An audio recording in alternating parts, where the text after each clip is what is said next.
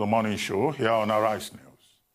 The stage is almost set for this weekend's governorship election in Edo State, where all the 14 participating political parties are currently making frantic efforts to make last-minute gains with the electorate.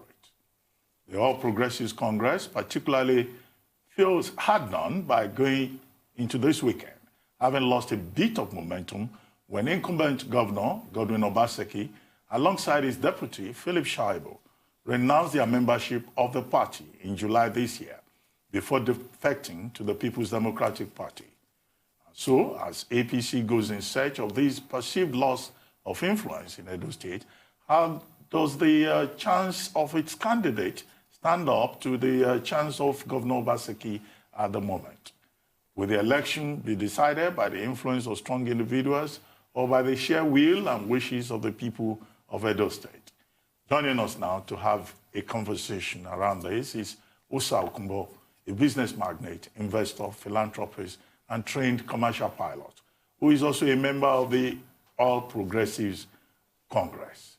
Captain Okunbo says he's a concerned stakeholder who has a strong opinion on how the Obaseki government has performed and how that government has affected the state and other businesses and other issues in Edo State. Welcome to the program, Captain Hosa. Good morning. Captain Hosa, good morning. Good morning, Ruben. Thank you for joining us on the morning. Can you hear me? Yes, clearly, we can hear you. Well, Captain Hosa, you are famously on record. Yes. Okay. You were going to say something. Please go ahead. Point of correction. Point of correction. I'm not an APC member. I'm just a stakeholder. I just have sentiment for APC at this moment. I'm not a partisan politician. I'm a businessman. So let's correct that. Okay, but at the same time, you're also a major stakeholder in the affairs of Edo State. Will it be correct to say so? Of course. I'm a stakeholder just like the market woman is, just like the ordinary citizen of Edo State is a stakeholder in what happens in this state. Well, you are famously on record as having said that you will spend your last kobo to make sure that Godwin Obaseki, the incumbent governor, does not win on September 19, and that you are fully backing Pastor Osage Ize-Iyamu. Well, the election is almost here. How much have you spent so far? And are you confident that at the end of the day, that your dream will be achieved, that come September 19, it will be the APC that will win and Governor Obaseki will leave Government House?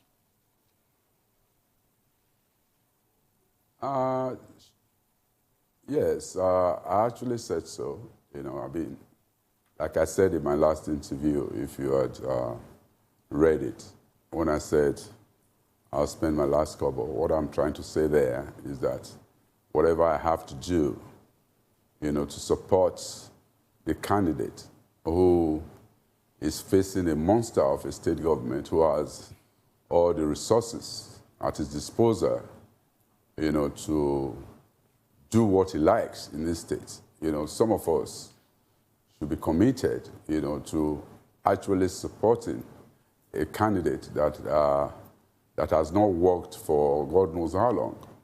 The candidate of the APC doesn't have money, and of course, if I'm to spend some of my money to support him, I'll be seeing it as a good cause, to change the narrative and to save the good people of Edo State from a very, very draconian government at this age, at this time in our state. I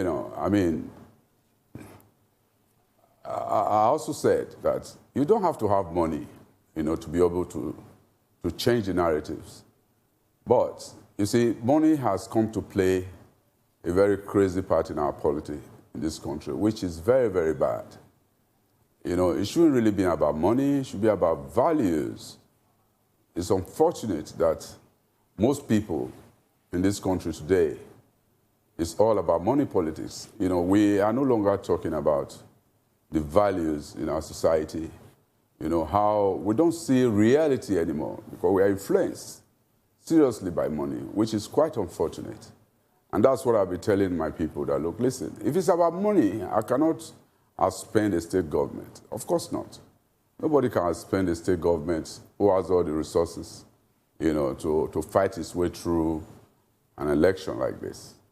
But what I'm trying to say is that, yes, you know, I will do my part, you know. I mean, like I said also, whatever I spend is Red Cross, it's charity. You know, I see it as a charitable cause of trying to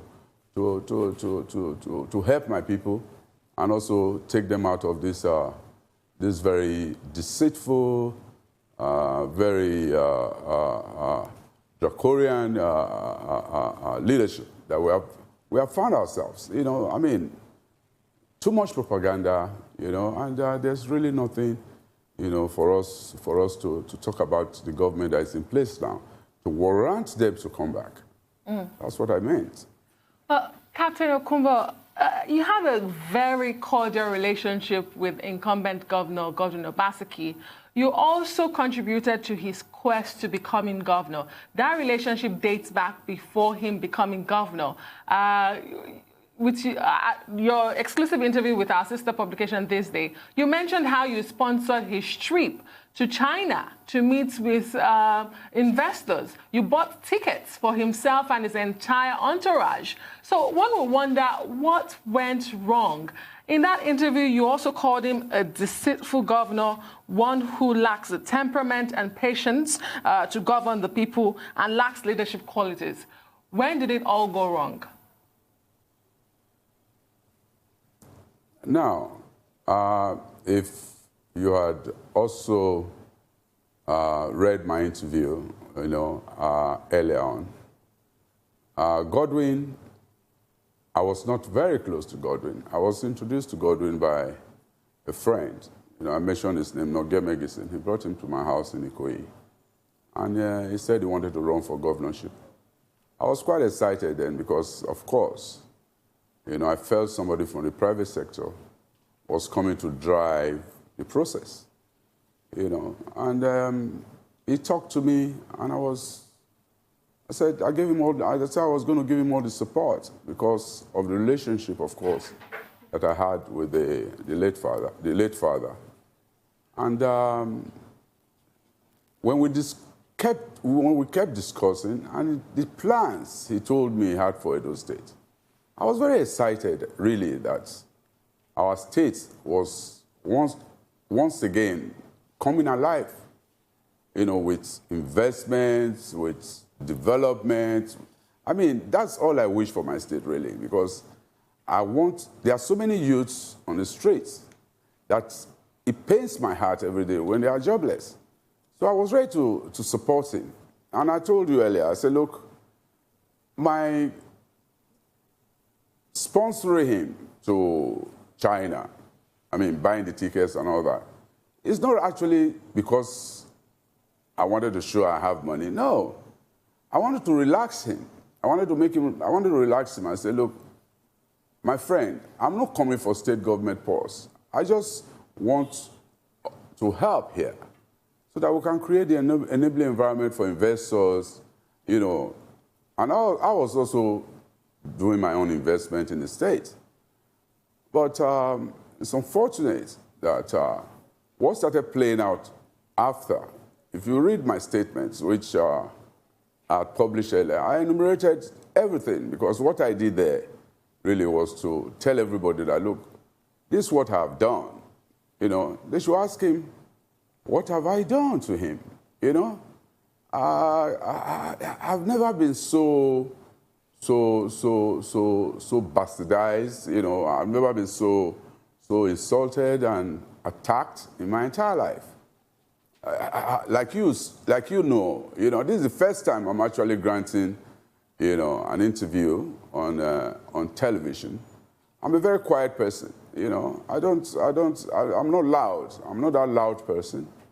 And it's quite unfortunate that most of the things he actually said he was going to do, they were all on paper. I wasn't seeing them on ground.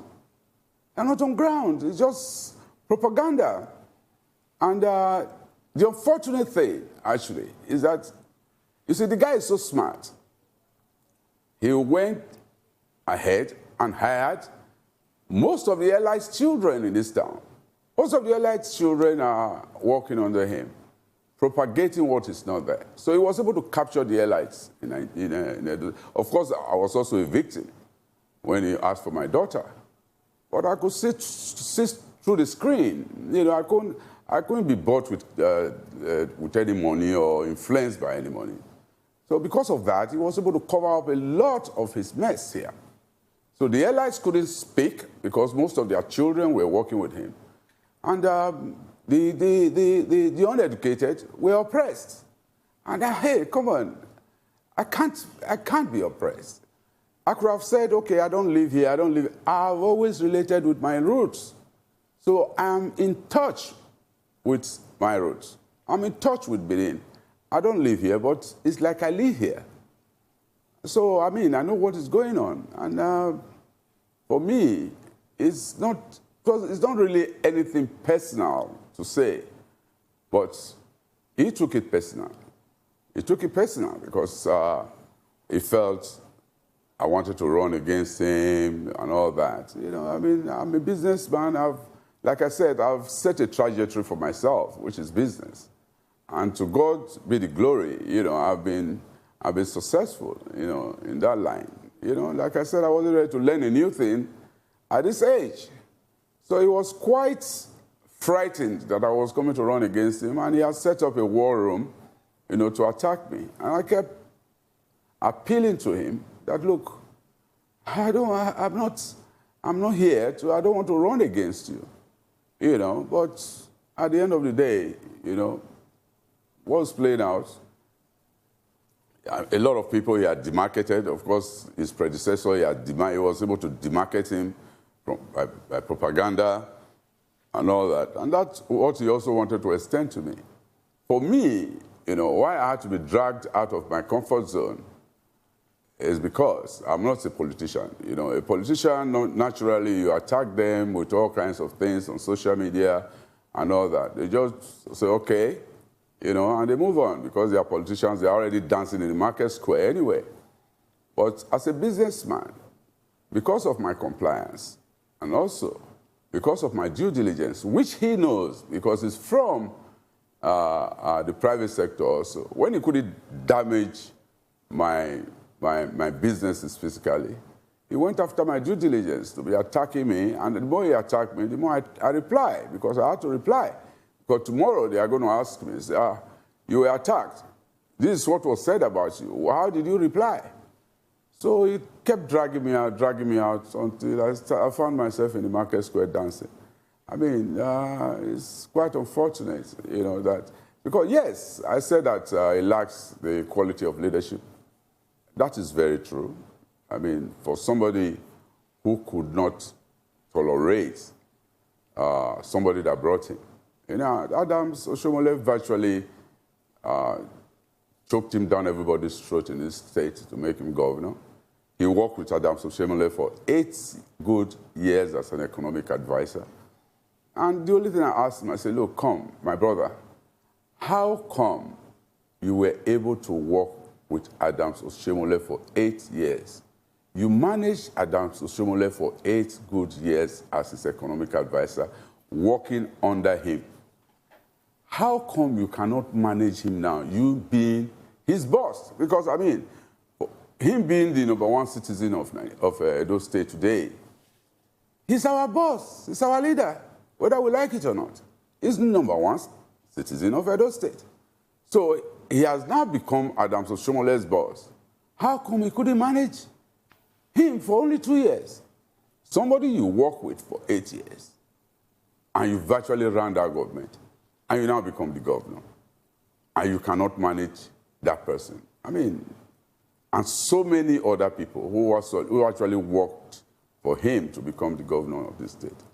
I mean, such person lacks leadership quality. Okay, sir. Okay, sir. Right. You talked about the fact that it's running a very draconian, a monstrous government. And you said he came to tell you some things in your house that day in Ikoyi that excited you, that he has not done. Some others will say he has done most of those things. Some others will say unemployment rate, for instance, was 25% in Edo State. When he came there, it is 19% now. So I just want to know, what are those things he said that he has not done now? And I want to know, do you think Eze Iyamu will do those things and transform the state and take the state even further? Look, my brother, he promised to create 200,000 jobs. I'm always excited when you talk about jobs because the youths of this country are very dear to me. You know, I want them properly engaged. When I left school, I was engaged the same day as a pilot. So when I see children running the streets unemployed, it's a great pain to my heart. So if you say you are going to employ 200,000 jobs, and all you do is employ a few of them, maybe about 600 people, put them in a room, give them computers to sell propaganda, you know, on social media and all that. You know, that is not the job that we are talking about. For them to be abusing their fathers. That's not the job. I don't see the... Look, Godwin is able to influence anything. All those statistics you are talking about, they are influenced. They are completely influenced. On ground here, there are still so many jobless children here.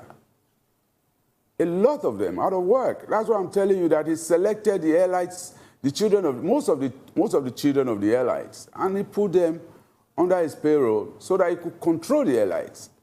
The guy is a smart cookie. Look, listen, most people that are on ground here will tell you that those jobs are not there. Now, you're talking about Eze Iyamu. I've discussed with him. He came to see me. As we speak, Godwin never even came to me to solicit for my vote that he's coming for the second term. So, because he cannot convince me about what you want to do next when you have actually not done what you said you were going to do. So that was why he couldn't come to me to even solicit for my vote. Now, talking about Eze Iyamu, I know Eze Iyamu as a farmer.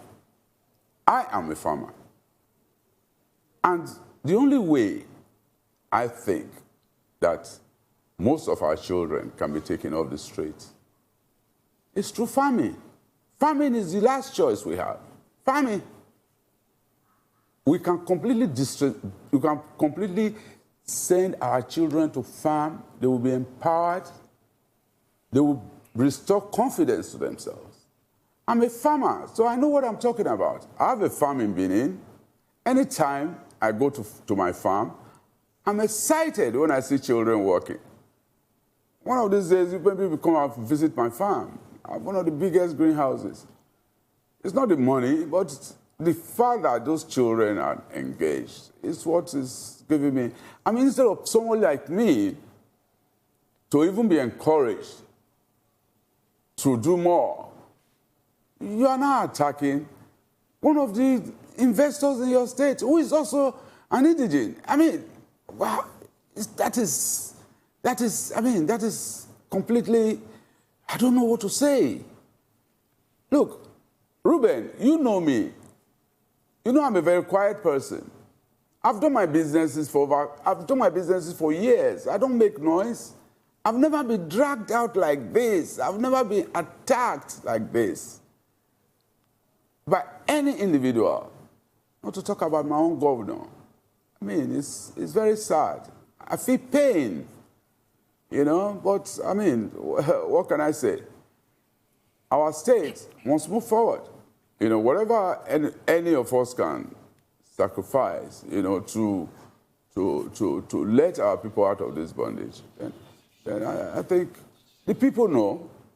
The people know. The grassroots know You know, the people that are not able to speak on TV, the people that are not able to write, they know.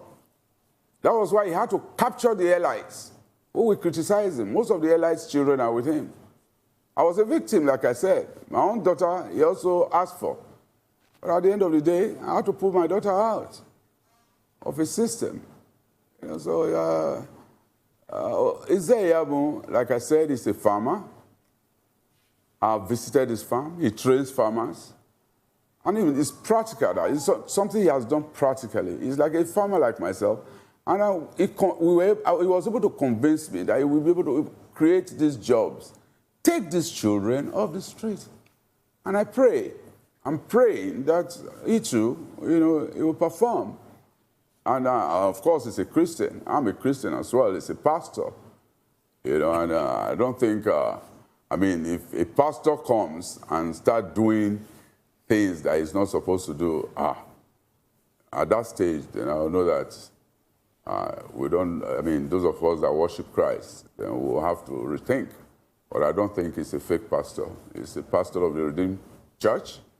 I believe in his integrity this time. And I hope he does well. And people like us will be there. I will also still be there, you know, in the line of farming, you know, to also encourage him and expand my farm, you know, create the jobs for our children. So that's my conviction about Pastor Izeyamu. So no, sir, tomorrow, on Saturday, many people are saying we'll have a two-horse race, Obaseki versus Izeyamu. But it's clear now that there is another level to that election. Obaseki versus Hosa Okunbo, Obaseki versus Adams Oshiomhole. But is this about vengeance? Because you made the point that the governor had tried to attack your businesses. I know there was an issue with the Nigerian Ports Authority with one of your companies, Ocean Marine Solutions. And I thought I read somewhere that you said it was the governor behind it. Then there was also something about pipeline issues, a pipeline contract with NNPC, which I also understand Governor Obaseki was trying to block. So is this vengeance? Is this payback time? And if you'd like to tell us where the matter with Ocean Marine Solutions is now, has that been resolved?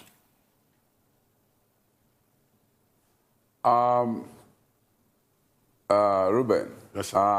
I think I've actually overflogged this issue. Let me tell you something. Obaseki on his own created 3 candidates for himself. 3 candidates. 1 candidate, real, and 2 imaginary candidates. That's all I can say. He created 2 imaginary candidates and 1 real candidate that is facing, instead of him to concentrate and face the candidates he's supposed to be contesting against. It made Captain Hosa and Adams Oshiomhole the issue. He was able to demarcate Oshiomhole amongst, I mean, everywhere. He was able to demarcate him, even in Benin. He sowed ethnic sentiments, you know. Oh, Oshiomhole is coming to Benin to come out. Hey, come on. The same Benin people that gave Oshiomhole Oshobaba for his performance, Godwin was able to demarcate this man. This man that's your benefactor. Man, this guy is, I don't know. His machinery, his propaganda machinery is first class. I must give that to him. The ordinary people, the grassroots, the market women, they know Oshiomhole to be a performer. Those he couldn't convince. All this we are talking about here is about allies. What you are seeing on social media, what you are seeing on TV, and all that bullshit is allies. He's won the allies. But the allies are not the voters. The voters are the ordinary people, the market women, the villagers that Oshiomhole has reached during the time he was governor of this country. He performed. So those people believed in him. And that's why you see him going from village to village, market to market, begging them that he made a mistake. And they agree with him. He's reaching them. It's only the allies that say, oh, Shomole is it. Obaseki was able to demarket his benefactor. Man, that's what he also wanted to do to me. Well, hey, come Captain Hosa, I raised the question about the Anchorage contract and the pipeline contract and whether the issues have been resolved. Let me tell you. Let me tell you, there was never issues about the secured anchorage. I want to make it clear. The secured anchorage area, Lagos, I had no contract with NPA. I had no contract with NIMASA. I had no contract with any government agency. What I had, or what I have, and I still have, is a memorandum of understanding with the Navy. So there's no way NPA will be able to cancel my contract without the Navy. So the Navy, I'm providing a service in the anchorage for safety of ships in this country. That's what my company is doing. Before that, the Lagos area was a mess. I mean, I'm so shocked. You know, I don't really want to go too much into that because, number one, the secure anchorage is still working. People were not able to assess their environment when they came into power, like the minister. The minister was, if you appointed a minister, assess what is on ground, what is working, what is not working. You can't just say, oh, I'm cancelling a service that is at no cost to government. I have no contract with NPA. I have no contract with anybody. We are still working. The secure anchorage area is still there. I still have the MOU with the Navy. Okay. And we are still rendering service, protecting ships, giving safety to desired clients. So I don't know what you are talking about when you say, oh, cancel. Cancel what? It's not canceled. The only thing is that, I mean, NPA has said that my client shouldn't pay me. The meager money that I used to maintain my vessels, I have to maintain my vessels, I have to pay crew, I have to buy diesel to run these vessels, to protect our waters. Instead of them to be telling us that, look, this thing has worked in Lagos. What do we do about the Warri port? What do we do about the Port Harcourt port? What do we do about Calabar port? You are talking about Lagos port, oh, it has increased the cost of ships coming to Lagos. You go and find out the cost of shipment to Port Harcourt. It's exorbitant because of pirates, because of safety issues. War risk is very high around the Port Harcourt area. You hardly can get your goods to Port Harcourt. But Lagos today is working due to our intervention. You know, it's due to our intervention. There was a time ships had to go to Port Harcourt. The Navy know better, and that is why they've not withdrawn that service. Because they know that if they do, I mean, Lagos is going to go crazy again. So we are still there. National interest. For me, like I said, I don't longer work for money. Even if the clients pay me, they don't pay me. Whatever we get, we used to maintain those vessels and let it render service to this country. Because for me, at my age, in my youth, I got the best out of this country. I don't believe that you have to be a civil servant, you have to be a military man, you have to be something to be able to give back to your country. Whatever you find yourself in business, also be able to give something back to your country. Because, I mean, I went to one of the best schools in this country at my young age, you know, because my father was rich. I went to Federal Government College when Federal Government College was only 4. Federal Government College, Warri, Sokoto, King's College, and Queen's College. I went to the best school. You know, I went to Nigerian Civil Aviation Training as a pilot. I was trained. I was paid by this country to learn how to fly, free of charge. So why at this age, if I find myself in business, I cannot say I cannot do my bit? You know, that's what drives me. It's not, well, it's nothing. It's not the money. So we are still working there, rendering service to desired clients, you know, with partnership with the Navy. I have no contract with MPA. I have no contract with the DMASA. So they are just, I mean, that's it. Okay. And the matter is actually being looked at very high levels as we speak. So I don't really want to talk too much. You know, I mean, I brought up my documentary for everybody to see. You know, they accused me of irregularity. I said, look, you want to, I exposed everything. I ran it. I ran it all on all your, including your stations. That, look, this is what I do. I've done it for over a decade. These are security issues, which I'm not even supposed to actually advertise. But they keep attacking. You see, this country, they don't like, some people don't like good things. And because they don't know what it is to do business, and they've never done business, so they don't appreciate what businessmen go through. They don't know what investments are like. They have not borrowed money in the bank before to invest. So they don't appreciate what businessmen go through to be able to do business. I mean, it's quite unfortunate, but I'm rendering my part. You know, I'm doing my part. You know, both in the secure anchorage area, and it's also the pipelines. I know how much I've saved this country. You know, from pipeline vandalization. I've saved this country billions of dollars by my activities. And that record is there. Go to NNPC, they will tell you what Ocean Marine is. Go to the houses, they will tell you what Ocean Marine is. We'll be able to build a brand, a solid brand of value addition, not a brand of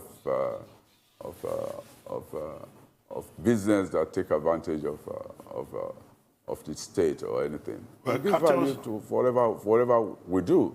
Captain Hosa, yeah. Can I ask you a personal question? Yes, please. Well, you started by saying you are not a member of the All Progressives Congress and that you are not a politician, that you are getting involved in Edo State politics just to move the state forward.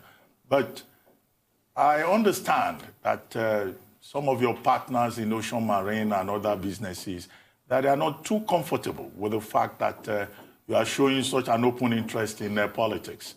Are you managing them? Well, it's like I said, I'm not a card-carrying member of APC, and I'm not a politician. If you had gone through what has happened in the past few months, I have been attacked, and I'm just defending. I'm just defending myself. I'm continuously defending myself and defending the company. I didn't drag myself out of my comfort zone. Of course not. Somebody called me up and said, Captain, why are you fighting? I said, my brother, have you ever seen me fight before? I don't fight. All I'm doing is continuously defending myself. Okay, imagine, for instance, a minister of the Federal Republic of Nigeria goes on AIT to discredit my integrity. Hey, come on. And you expect me to just keep quiet? I have to come out and defend myself. And if you see what has been happening, all the write-ups, everything, I have continuously defended myself. And that's what has brought me up, taking me to the market square. So it's not about, look, the directors or the other directors of Ocean Marine, they know how I'm fighting. I'm fighting the cause. I'm fighting the cause. None of them will say, oh, I brought myself out in politics. I'm not a politician. I'm a stakeholder in Edo State, just like any other person. And of course, an elder statesman. I love my state. Look, let me tell you, Robin, there are so many people of my category who live outside Edo State who are not even as, I would say, comfortable as myself. They don't care about Edo State. They don't even have homes here. They are talking from Lagos, talking from abroad and all that. They don't relate with their people. I can boast, Ruben, that I'm probably the only one in my category who lives outside the state that is fully in touch with his people, who relates with his people. A lot of people, some people even call me and say, Captain, what are you doing there? Why are you wasting your time? Why, what's all this? Hey, a child that does not look back from where he's coming from cannot even understand where he is, not to talk about where he's going. I love Edo. And on that note, Captain, I want to come back. I want to come back here, retire and live amongst them at my old age, which is soon. I want to retire, come back home and live amongst them. So I must have interest in where I'm coming back to. I can say, I want to retire back to London, America, Canada, or somewhere in my old age, just live. No, I want to come back home, see what I can do to affect my people. Like I told somebody, I said, look, Ruben, most of my life, to God be the glory, most of my ambitions in life have been met. God has given me. He has met most of the ambitions I've had all through the years, most of it. Thank you very much. And at this age, you may ask, what is my ambition now at this age? And I'll tell you, very simple. At this age, what I want is to be able to come back home with that unmerited favor that God has bestowed on me, share it with my people, live amongst them, be able to create jobs for the youth through agriculture, be at peace with myself, be at peace with my people. Thank you, sir. Where I'm respected as an elder statesman. Thank you, sir. So that's all. Well, thank you very much, Captain Hosa Okunbo, for joining us. And we'll be watching what happens in Edo State on Saturday. Thank you very much indeed.